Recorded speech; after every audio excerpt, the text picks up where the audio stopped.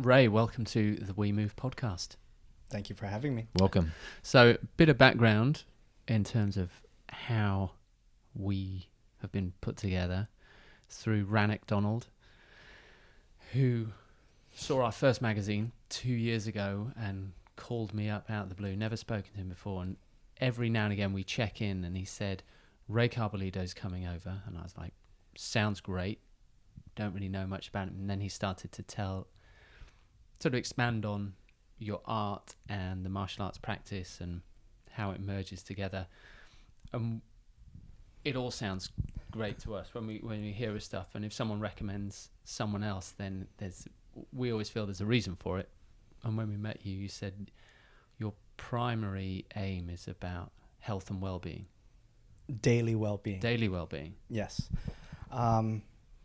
So the focus of my offerings is to help people with their daily well-being. And what that means is to give them insights, practices, movement progressions, what have you, to improve the day-to-day stuff and the full spectrum of it.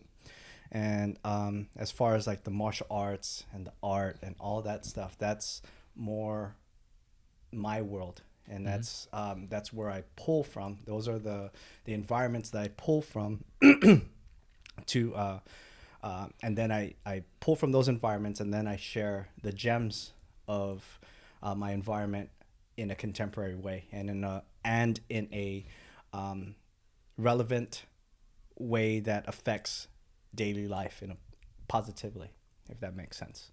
Using martial arts, or is that just a framework? So to clarify more, I am a martial artist.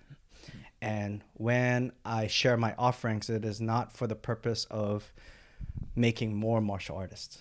What I aim to do is to help people understand who and what they are and their relationship to the larger things that they're a part of, and to help them to be the best of them as they can be. So for me, I am a martial artist, and then that's how I see the world. That's what brings about the best in me. And so as a result, when I share my best self, it doesn't mean that others need to be a martial artist. They need to find their thing that brings about their best. If it happens to be martial arts, great, I got more stuff, but that's not at the forefront of my offerings. How do people interact with that? Because often it's like they want to be like the person that's teaching them, and you're saying... Yeah, it's actually been the one of the biggest challenges that I've faced through my career, my progression, my training, is, it's exactly that, because it's more like, oh, here's a martial artist, I'm a martial artist, therefore I should train with Ray. Or I'm not a martial artist, that's why I shouldn't train with Ray. And so the challenge has been through the years to really convey the message that the things that I offer are not style or culture specific. These are more insights, ways of understanding who you are as a human being, what defines that, what makes that, and then how to access and cultivate each of these components. And so, and then when we start getting into that realm, it makes sense, but then it's hard for people to grasp, because it's like, typically you would say martial arts, I know what that is, another whatever practice, meditation, I know what that is, yoga, I know what that is. And then they put in their perceptions and projections about that, and then how that fits into their world. Whereas the way I'm presenting it is more of, you are a human being. This is what a human being is capable of doing. All of these practices that exist and that we are in contact with now came from other human beings. And most of the ancient practices and sacred practices are for the purpose of helping human beings be human beings, like the best human beings that they can be. How does that work? Does someone turn up to train with you or to do sessions with you with a thought that this is what I need to do or this is what's wrong with me, and then do you spend time with them and then do you help guide them or direct them? How would a typical interaction go, if there is such a thing as a typical interaction? Yeah. Especially if they recognize that you're a martial artist and they've come to you and you're guiding them in a different way. Okay, so that to put context, that depends on where I am and who I am working with. Meaning, like here in London, I am working with Balance Performance Physiotherapy, and they're a physiotherapy clinic and center, and as well as the Shambhala Meditation Center.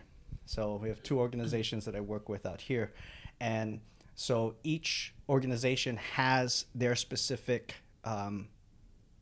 group that they work with. So Shambhala has their people that are interested in meditation, and they come here.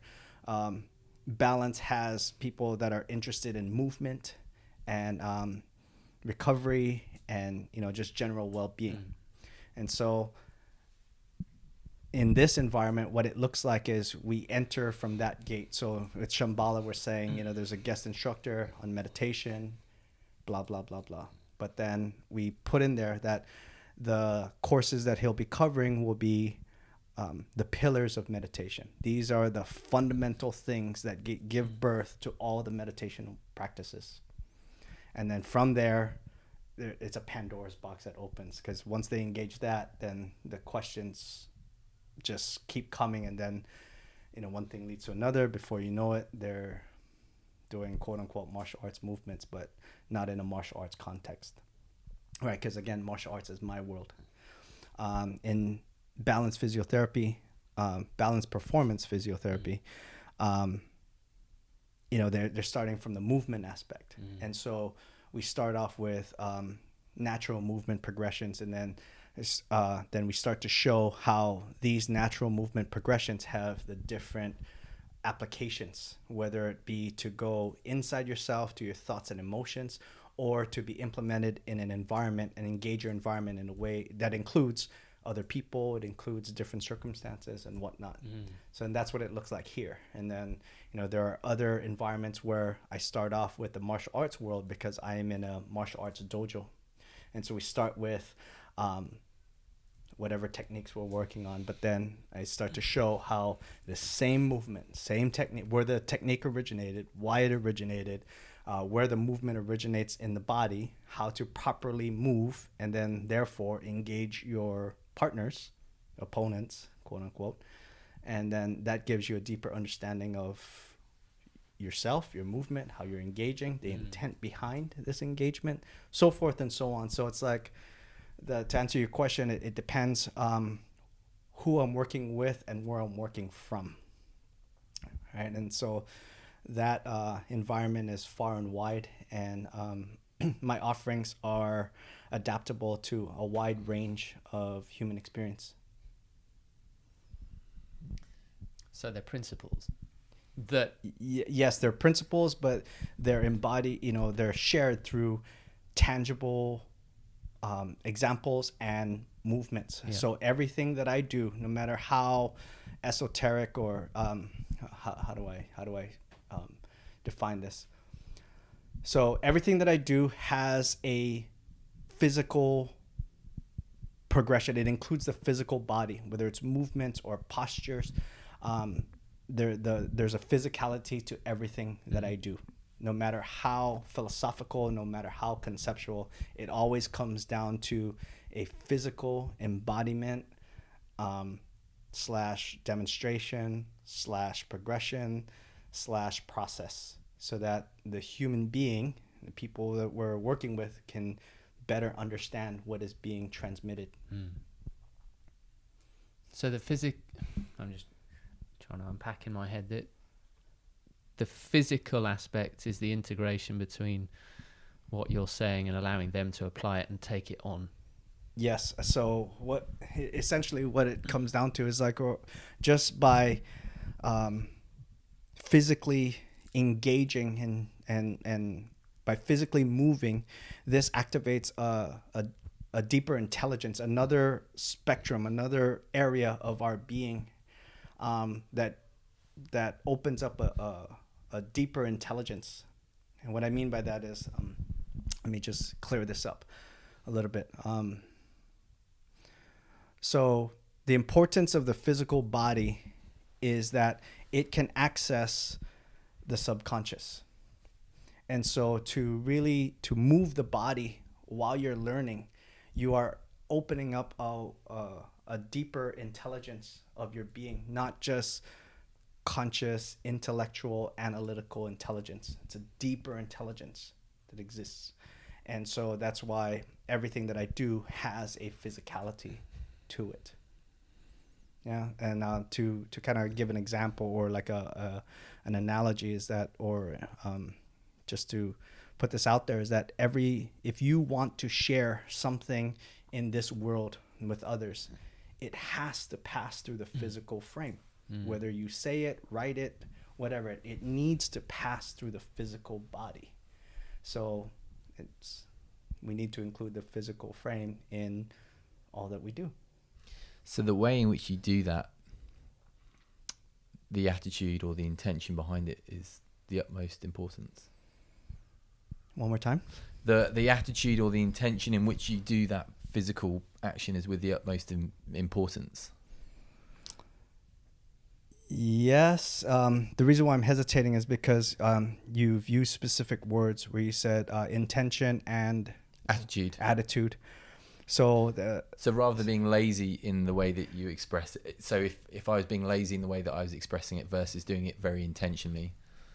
Yes, so that is important. Yes, being present, being sincere is what's important. And what that means is like putting everything of yourself into the action that you're doing, or the thing that you're doing at that moment. That is key. Reminds me of listening to Bruce Lee when Oh, sorry, Bruce. So, but how it can, but I think that's, you can really make a mistake if you do anything in a half-assed way, as a Brit would say. If you don't commit to that action, it won't be received in the way that you want it to be received, and that seems to be where lots of mistakes happen.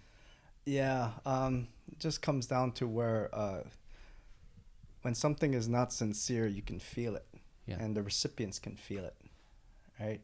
And even the giver knows when it's not fully sincere.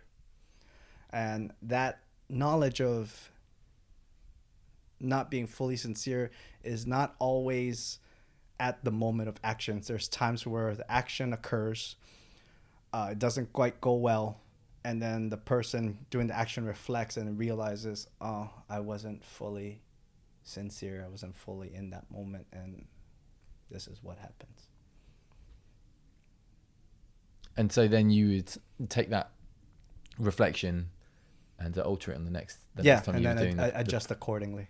Yeah, adjust accordingly. We were just talking about this when we lot of reflection and application. Yeah, that reflection on its own maybe only has half its potential if there's never a follow-up with application. So I can reflect on the fact that I did it insincerely, but unless I then take that reflection into the next time I do it with an application of sincerity, then the reflection's almost doesn't really mean much. How do people respond to the workshops that have, say, then, well, it doesn't even matter if you're a martial artist or not, really. How does a doubter, because I can come to you and have it with all right, let's see what you're doing, and then. Okay, so the quick answer to that is it's always very well received.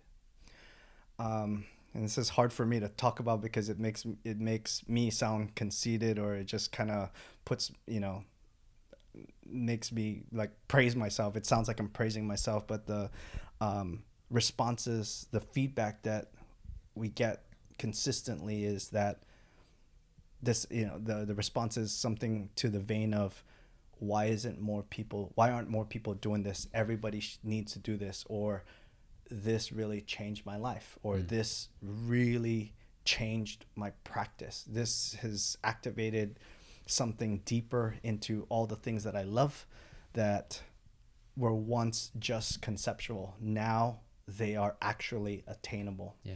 And these are things that we hear a lot.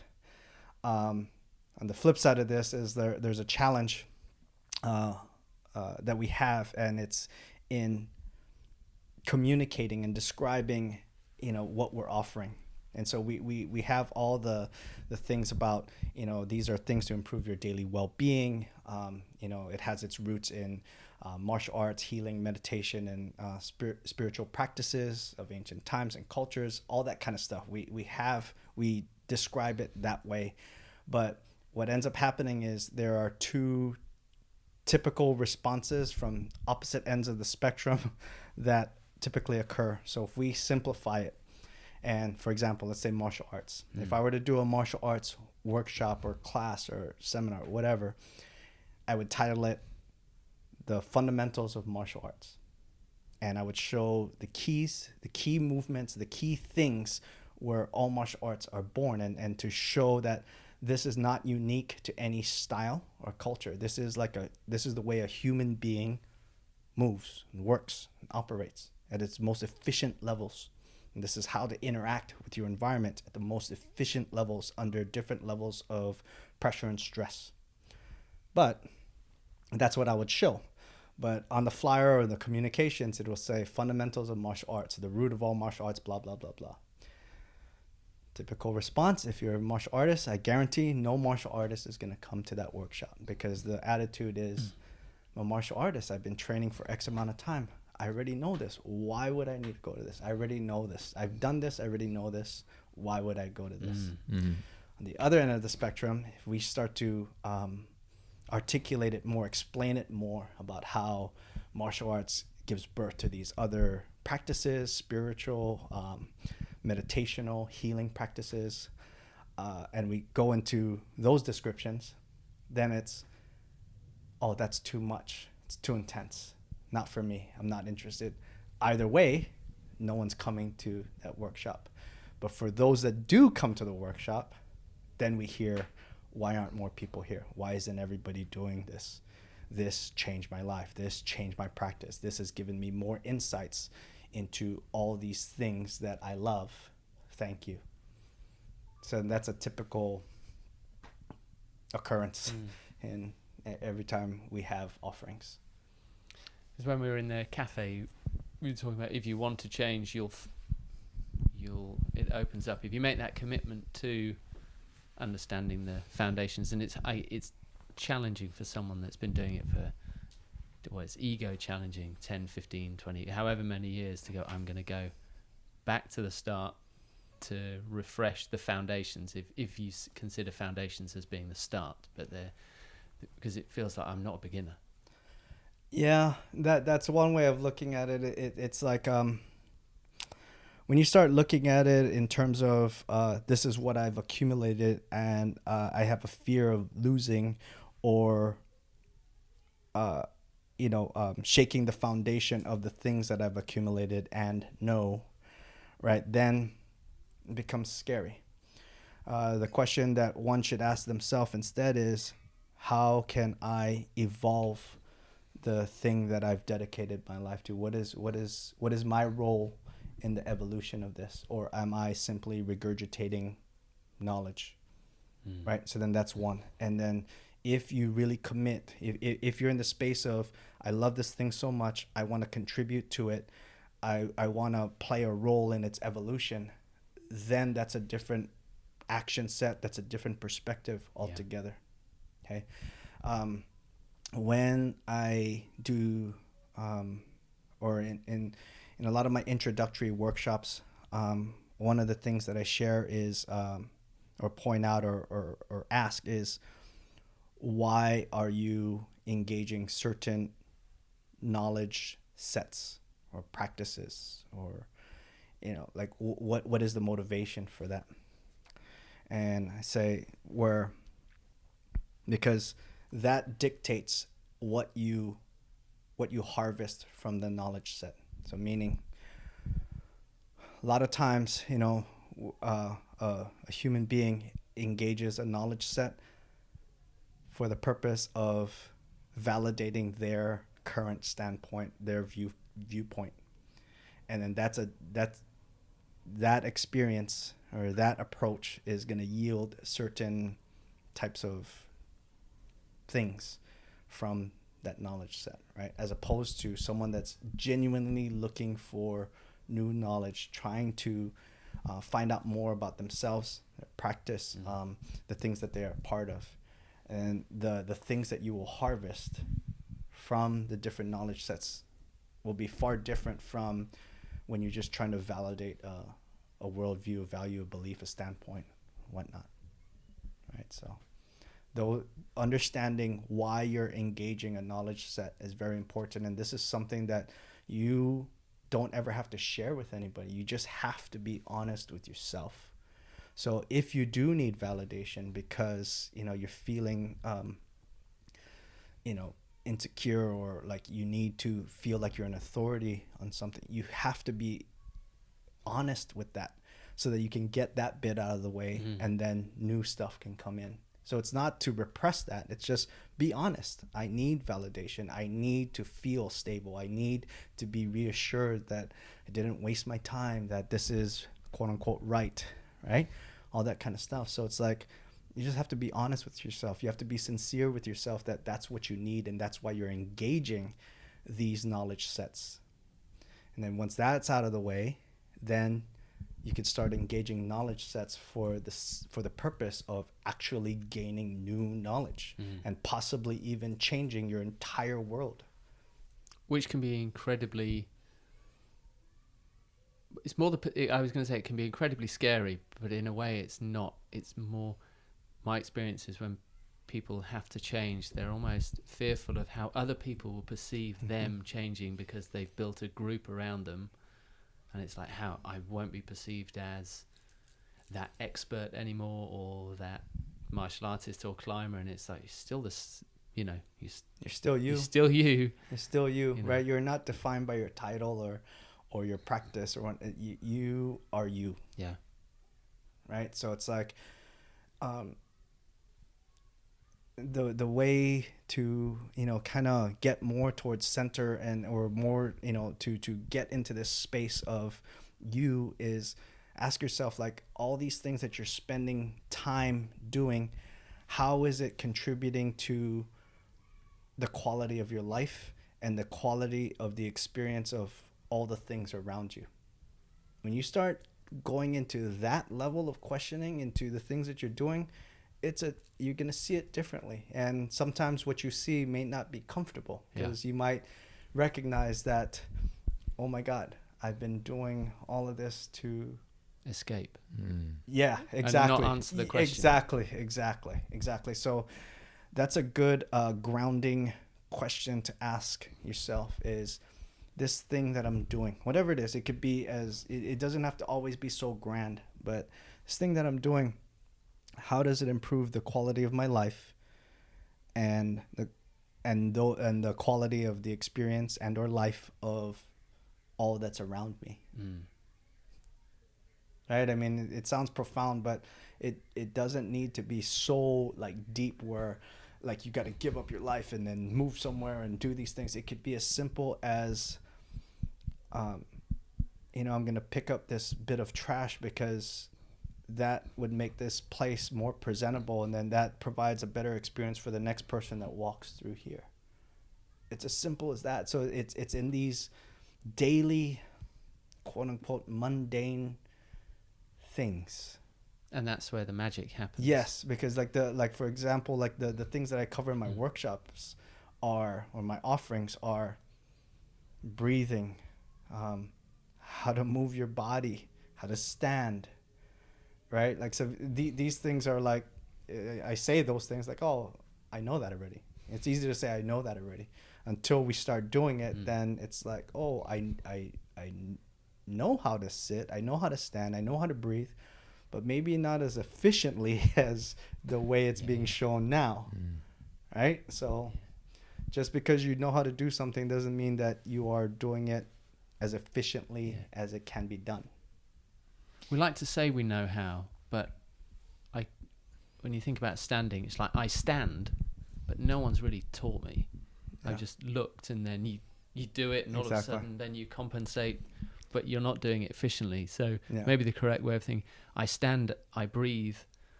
It's But like I don't all these know how to practices, breathe right? because it's happening. Yeah. I just Yeah. And so then you ask yourself, how efficiently am I doing this thing, whatever thing it is? yeah.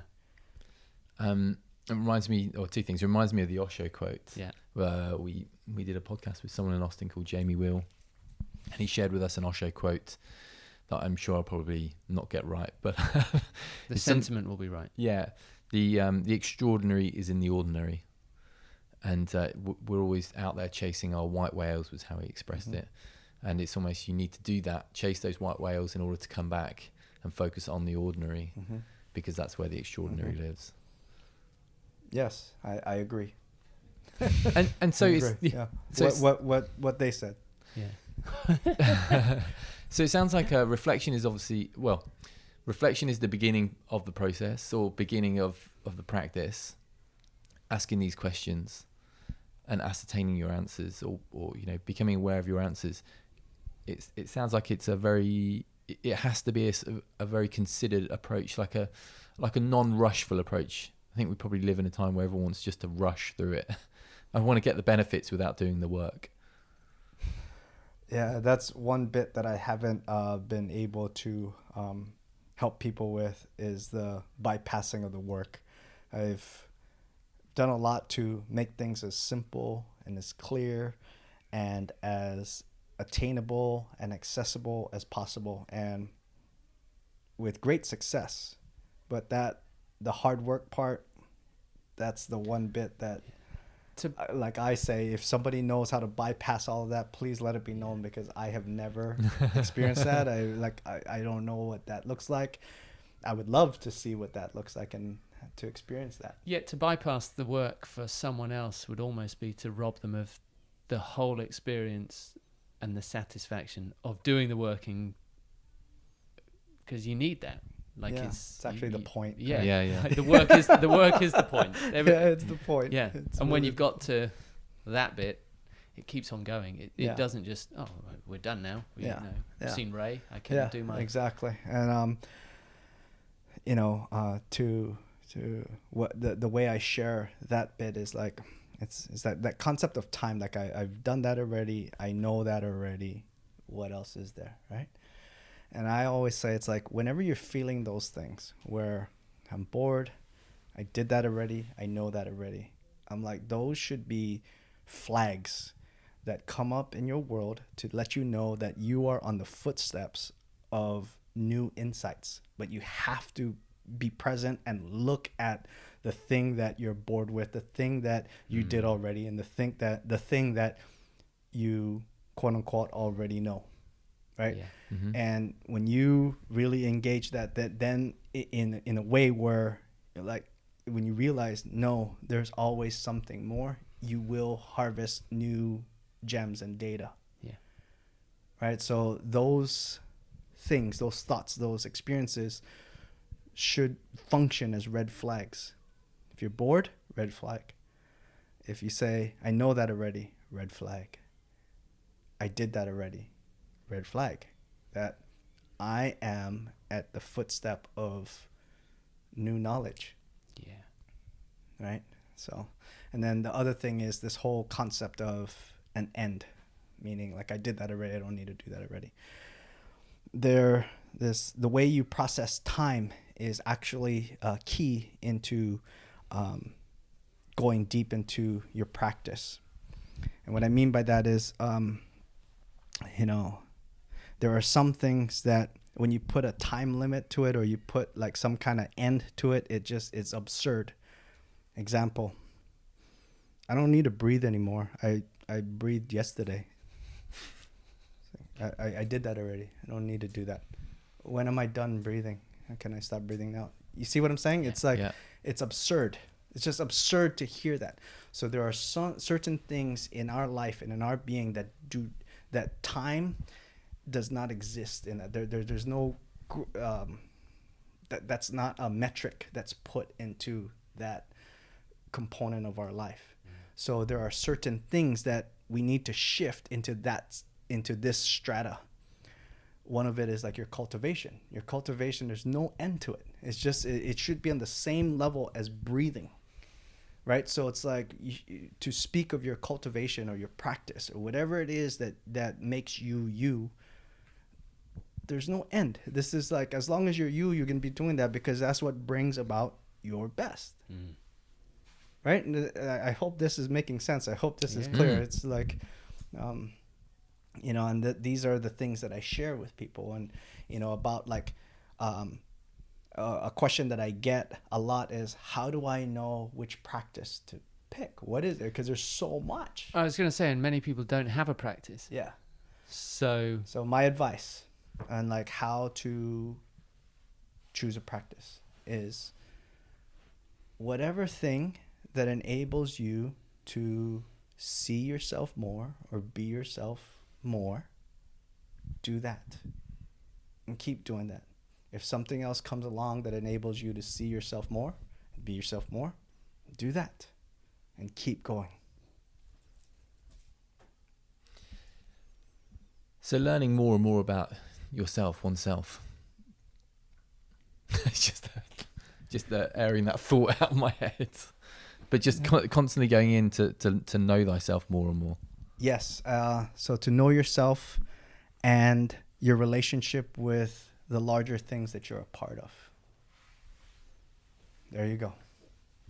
Enjoy. How did you come to this? How did you get to, you know, how did you accumulate this modality or this method? I made it all up. No. Read a few books. I Googled it.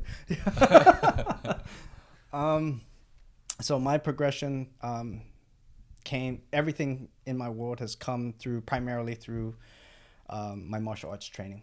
So it started with, it was just this, there was a point in my life where I really wanted something that I could lean on. I didn't know what it was. And this is during my teenage years. I didn't know what it was. I wanted something that I can lean on, something that can help me navigate through tough times in my life. I didn't know what that looked like. So just kind of, but there was that yearning. And then martial arts then came into my life. And once I engaged in martial arts, I loved it. I couldn't get enough. And then that was the gateway through to everything else. From there, I learned different meditational practices, and then different healing practices, different spiritual practices that all are related to martial arts. And so then I was deep into this world of like how one thing feeds each other, and like one thing gives birth to everything, and I couldn't get enough. And that became the lens through which and it's still the lens through which I see the world. And so now the focus of my work is to harvest and share the gems of my practice in activating a human being and being human, putting it out in a way that is accessible, clear, and attainable for as many people as possible. So again, I want to be clear, I'm not out to create more martial artists. If you want to learn martial arts, great. If that's the thing that makes you great, there's more stuff. I have more stuff, but that's not the point. Yeah. Was it instant for you, martial arts and that kind of... And I'm thinking specifically with people that don't necessarily have a practice, and you find it and you're like, oh, is this the thing? Or, you know, do you know? Because I've done various things and it's like, this is the one. And it has been for a phase, and then all of a sudden it stops, and then it's like, okay. But martial arts, by the sounds of it, it's been from Yeah, teenage yeah. years. So once I started, I couldn't get enough. Yeah. So to answer your question, yeah, it was just that. That was it. Like, I just could not. I still can't get enough. I love it. And was that all dimensions of it? It wasn't just the physical practice. There was the mental, spiritual. Yeah. Physical. So in my world, through my training, those things have always been present. Those things have always been present. But present because of yourself, or present because of no, your present environment because and your that's the family? environment. That's the environment that I was in terms of the school that I trained in, what my teachers provided for me. That was just always present in my training. Was it also present because you can enter into that environment where you have those teachers and those guides and those peers, but was it also present in your personal surroundings, so like your family, the community that you were in? You know, was it supported in that way as well? I'm not sure I understand the question. One more time. So when you came to your martial arts practice, and the teachers that you were learning from, the friends that you were training with, it was present within all of those people. But when you went home with your family and your friends outside of the martial arts, and the school that you went to, and the society, the community that you grew up in, was it also present in that environment as well? What was present? Martial arts? Yeah, the support structure, Okay. Support structure, yes. As far as the martial arts training, for a long time, I kept my martial arts practice to myself. There was a long time where, like, even my family didn't know I was training, right? So it's like, it was just something I did for myself. As far as like support structure, yes, that has been a big thing in my environment, where friends, family, school, it's always been an environment of, you can do anything, you can be anything, go for it, that kind of vibe. And so then that's what my world looked like, or looks like. We talked... Where did the art come in then? Or has that always been prevalent? So the art part of who I am, the artist part of me. So from a very young age, I've had a fascination with art or creativity. And, growing up, I would always be envious of my friends who can draw and paint and create stuff. And the feeling that I had during those times were, I wish I could do that, because I have stuff that I would like, that I have images in my mind and inside me that I would like to produce. But every time I would try to draw, it just wouldn't come out. And so it was just frustrating to me. So I would always be fascinated by my friends who had that natural talent. And I would just like watch them draw and whatnot and just be jealous, right? And then when I went to university, I majored in communications with an emphasis on mass media. And then this was the space that allowed me to grow as an artist, because then it was a realization that I don't have to physically draw it myself or do something myself. I just have to be able to share a vision and be clear on the vision, and then others can help me do this. And then that's how the artist in me got activated. And then for a long while, I was an art director. I did like a lot of commercial art, and then it later translated into my own art. And then now it's like fully just I don't do any commercial art at all. I just, all the art that I produce now is for the purpose of sharing the core principles and essence of all my teachings. So then now I've combined all my worlds. And so all I do is I want to share the gems of my world. So there was a period of time where you were a full-time art director. Yes. Pursuing that whilst you were doing this work. Yes. Because I think a lot of people find themselves in that scenario, right? Where they maybe come to something slightly later than in their teenage years, but they've already got, something that they're doing in a traditional sense, traditional Western So sense. Actually the progression was my career was, I was an art director. I actually I did that for a long while, and all this stuff, all the martial arts training and that part of my life was just something that was for me, and I didn't talk about it to anybody. And I even would tell my students that, outside of the dojo, you don't talk about any of this, first rule of our dojo. Right. And that was just how, that was just what my world looked like.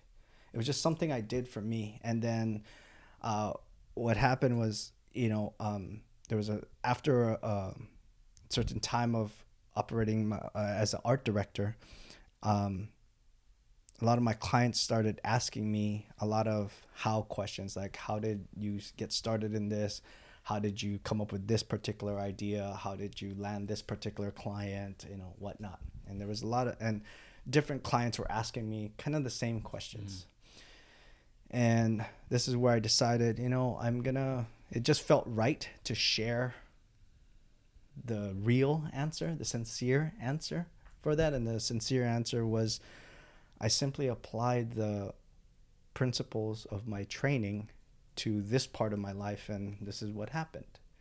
And when I shared that, then they started asking more about my training and all this stuff. And then what ended up happening is a couple of them ended up asking me to do some talks about that, about how to think outside the box, how to apply certain principles from one aspect of your life and apply it to another aspect of your life. Started doing stuff like that. And then I liked that. And then that slowly transitioned me to what I'm doing now, where to openly share that part of my life where, and my training.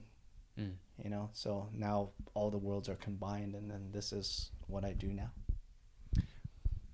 What would a workshop, or you called it something else instead of a workshop or training, there was a word that you used. What would that look like for people that they step in, they're going, Ray's kind of interesting, I'm going to... Yeah, so we have a variety of offerings. Like here in London, we have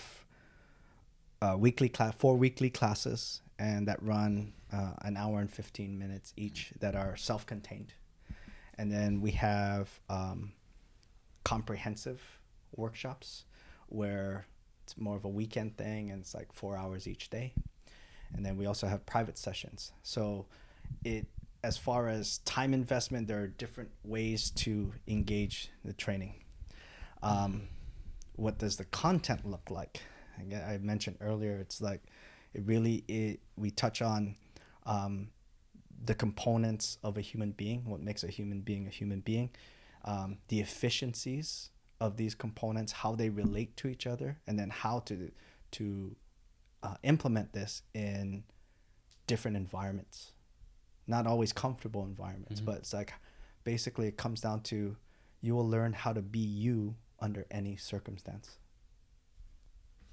Wow, that's super powerful, because I would suggest that a lot of people seem to struggle with that, being you under any circumstances, under pressure. That maybe the truth doesn't get completely told. Even if people actually know who they are. Yeah, that's the first step. Yeah.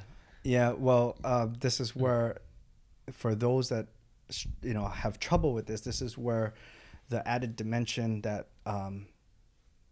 that one will experience in my offerings is the physicality of that. What does it look? How do you physically embody whatever it is that you are, whoever it is that you are? Okay, and then we start exploring that. Earlier I showed you a video. Yeah. Right, I showed you a video, and the video is I have my arm up, and I have a person push with all their might on my arm, and the goal is to either collapse my arm to my chest or completely displace me from that position, right? And they could push with all their might towards me, right, and let go at any time. And in the video, you'll see the person is pushing as hard as they can, and then I end up lifting one leg, and the arm is not collapsing. And then when they let go, I don't go flying forward, right? I'm still in the same space. And so I use this demonstration a lot because it shows the importance or the capacity of the physical frame.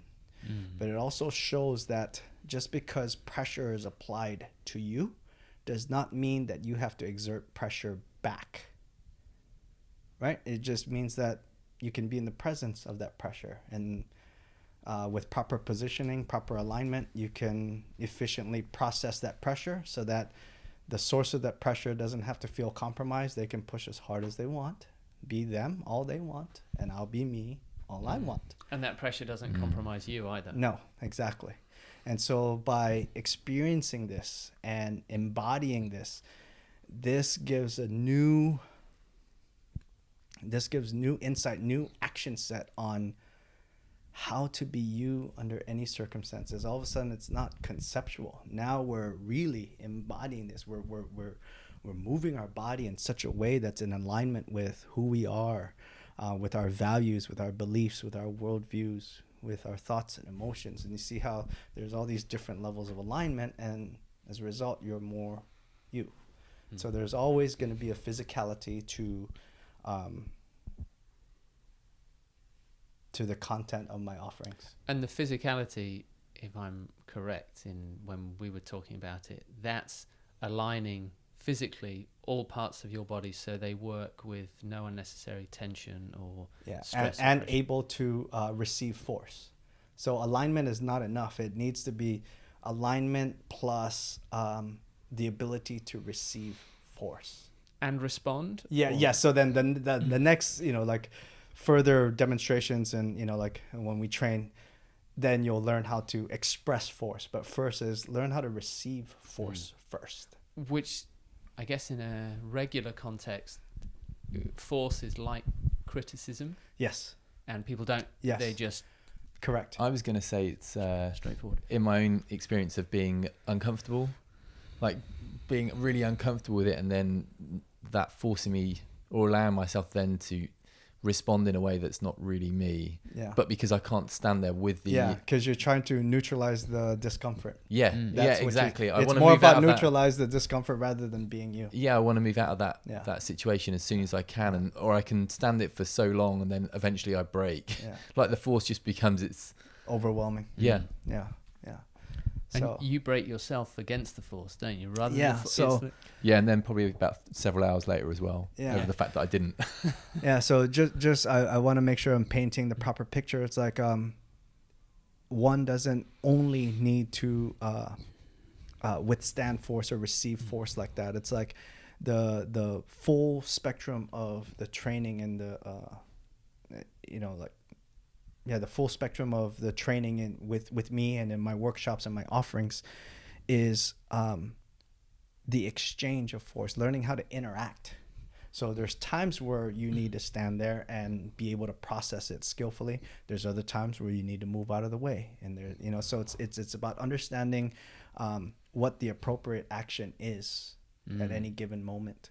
Right, because there's times where you need to be stable because things need to lean on you. You become the pillar, and then there are other times where you need to be mobile because something else is the pillar, and you cannot get in the way of that. Yeah. Right. So it's about learning how to interact, and so studying how to receive and express force is a way of understanding who and what you are and how you can contribute to your environment. And that's the work, I guess. Yeah. That's the Yeah, exactly. And these principles are present in any craft. Yeah. But you just have to go deep, right? Not be bored, not think you know it all already, and the fact that you did it doesn't mean that you're not going to do it again. Yeah. And would you say the fact that because you can say, I know it, because people then go, we talk about beginner's mind, and you can get lost in the theorizing of, rather than the experiencing of absolutely. So in my world, how that's been calibrated is through my training. My teachers have always made sure that everything that was shared was physically demonstrated. and that was applied to us as well. Was anytime we started talking about something, it would always end up with, "Oh, please show us." So it's like, just be mindful when there's just a lot of talking and not much doing present, right? So it always, a way to check yourself is, how can I do this? Can I do this? Like, really be honest. Can I do this? Is there another way that I can communicate this other than words? And then that will kind of open up your world as well. Or is words the only way that you can convey whatever it is you're trying to convey? Right? Yeah. So how can I convey this message with my body? How can I convey this message with, my environment, whatnot, right? You keep going. So it's like, take away the words. How else can you communicate what you're doing? How can you demonstrate whatever it is that you're talking about? That kind of makes things simpler and deeper at the same time. And then if you flip that around, does the movement create an inquiry into using your voice better? Because Absolutely. Then you become more efficient at using your voice. Yeah. Right? It's like another example that I give in terms of communication is like, what is the communication breakdown? It's like 70-30 nonverbal to verbal communication, right? And verbal communication, including like the grunts and the intonation, is not all words, right? So it's around there, 70-30-ish, right? So then that by itself is showing that we can communicate so much without ever saying anything, but yet we depend on the 30% to get our message across. But when you get the 70% wrong, it doesn't matter what the 30% say. Yeah, you can have your fists up in a And fighting say, posture and saying, "I love you with all my heart. I'll never do anything to ever hurt you." But you're in that aggressive fighting posture. It's like, there's no way. Those are opposing messages, and the dominant message is your posture, not your words.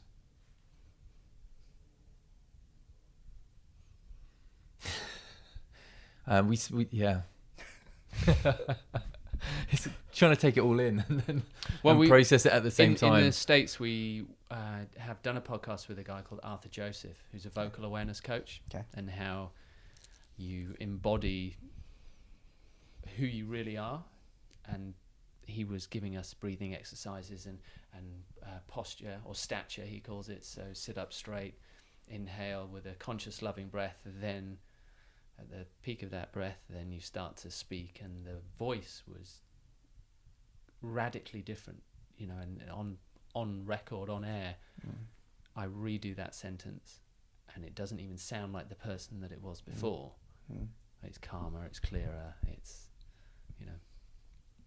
but there's a physicality within that, and he's just working with the voice, but and then you realize how much miscommunication there is, like the opposing, "I love you, but my fists are up," and you're like, wow, people are walking around like these loaded guns, saying one thing, doing another. Yeah, but to be fair, it's like a lot of times we don't know any better, and that's where frustration comes in, because it's like, I'm trying to communicate something, but it's not getting across, and because we're relying more on our words, but we're not aware of the other messages that are the underlying messages that are being communicated.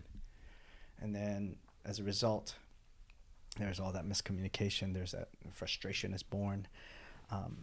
And so all of this just comes down to understanding yourself, right? What am I really trying to communicate? What is my message? What am I saying? What am I trying to share?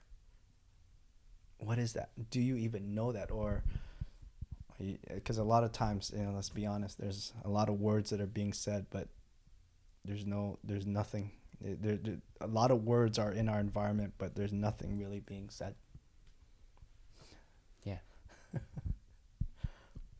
And people, I guess, hear them and become lost because nothing's being said, but they're it's just noise, isn't Yeah, it? And they're exactly. walking around in a Exactly. And then this is where the body comes into play, because like once you start moving your body, you start feeling something that's more tangible, more substantial, and then it activates a different mechanism to process data. How do you then use breath in that integration? Because we haven't really spoken about it, but there's clearly a movement, breath. Yeah. Deep natural breaths to start. Inhale, exhale, right? Like that kind of deal. So not over complicated at first. Just be mindful of the depth of your breathing. So start there. Just start there, and be mindful of. Just even be mindful of your breathing period under different circumstances, and just get it to be deeper as frequently as possible. Right? So just start there, and then that will show you your path. So how it's integrated into my practice is to ensure that we're breathing as deeply and as naturally as possible, as much as possible. And so then that becomes a default. So when it's not that becomes like an alarm that something is off, something is influencing you in a way that is taking you out of your space, right? And then you can adjust accordingly. What do you say to people that, and there are a lot of people that we've experienced that aren't breathing correctly, but they're experiencing the opposite of deep, deep breathing, sort of as relaxed and as naturally as possible. They're in the other way, but it's quite hard to bring it back when there are lots of people in that state, short, shallow breaths. Just try taking a deep breath and see what that feels like, right? And then if you find that hard, try going underwater and holding your breath, and then that's what it feels like. That discomfort is lack of breath. So your shallow breathing is just one step above that. So it's like do you want to feel that level of discomfort? And so you see how you have a tangible experience of no breathing and what that does. Prolonged no breathing, right? Yeah. What that does and how uncomfortable that is.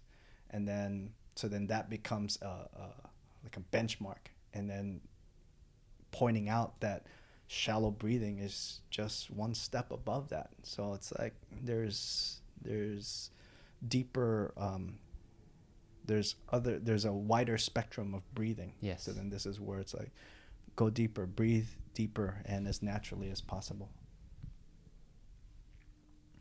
Just gonna take some water. Go for it.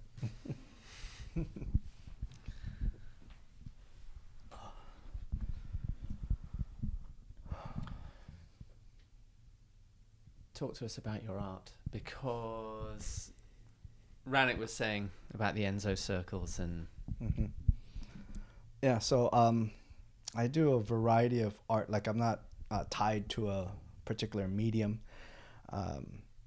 Everything that I create is for the purpose of expressing the core principles and essence of my training. And so it's all about themes of who we are as human beings, what we are as human beings, our relationship to the larger things we're a part of. So it's all revolves around that. And so as far as like commissioned work, the thing that I'm most commissioned for are the large Zen circles.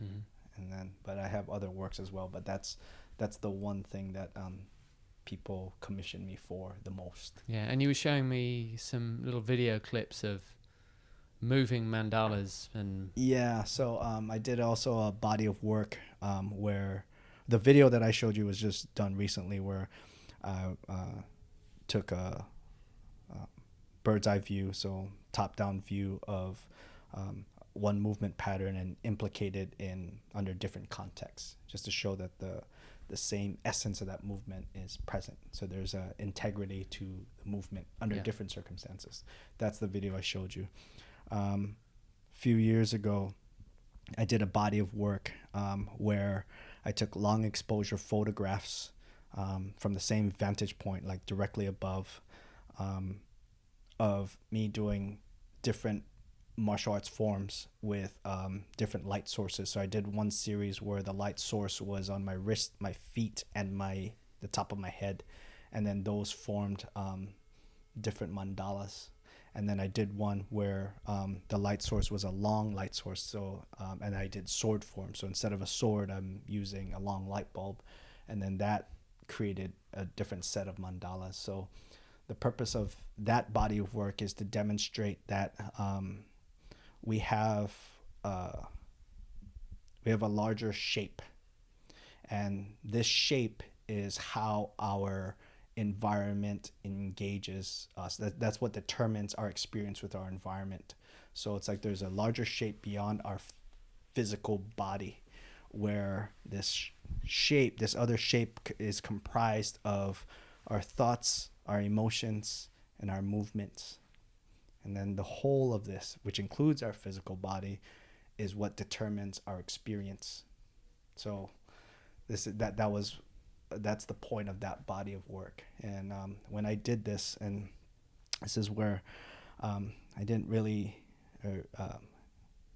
like, I'm working to make this more clear and present this as a more complete body of work, is while I was doing this, I would take one movement and I would have the mindset of fighting, of aggression, of just war. And the way the picture turned out, it was so sharp. There are pointed edges, just you could really see the aggressive nature of the movement and of my being. And I would do the exact same movement with a smile on my face, with a visualization of all things that are well and wonderful, nature, whatnot, and the same movement. You could see the similarities in the movement, but then all the, it would be round and symmetrical and just all nice. And so you can see that it's the same movement pattern, but then you can see that there is also a difference in the feel. And so it's been on my list of things to do for a while, where I want to release that body of work in that way, and show the different progressions, but I just haven't gotten around. Do you integrate the art into the workshops for other people to experience? Sometimes, not as often as I would like. The extent of the incorporation of the art is more that I would have things available, and I would encourage them to engage the different items or artwork that I have present as a way to experience a different manifestation of the thing that they learned. That makes sense. So It's like you come to a workshop, you can learn a movement progression, learn some principles, whatnot, and then on a table there are different art pieces, and I would just encourage them to engage in this, because there'll be a description of what the thing is, and what the name of it is, and then that is so that they will engage what they learned in a different way. Yeah. So that thing that you're holding now was what we just did in the workshop, right? So then it gives them, that's a real experience that even if they don't make that connection, even if they cannot see the correlation between this piece of art that they're holding and what we just did, the reality is there is a connection, and that their body experienced it. So one way or another, the connection is they've engaged. And when you say they hold a piece of art in their hand, is that an art instrument, or is that a piece of work that's been done? A piece of work that's been done. Yeah. Because I've been speaking to a physio in London who works for the NHS, who's incorporating in her workshops to rehabilitate, I think, stroke sufferers and Parkinson's patient sufferers or whatever, with art, so they can experience movement in a different way, and like full body and with paints and movement. She said the results have been phenomenal, because it's not just walk in a straight line. They can express where they are at that point. Wonderful. Yeah, it sounds fascinating. So I wondered if that was bringing it in. Yeah. I would like to incorporate more art into my workshop, so maybe in the future. Yeah. Be amazing. Be amazing. So how long are you over in the UK for?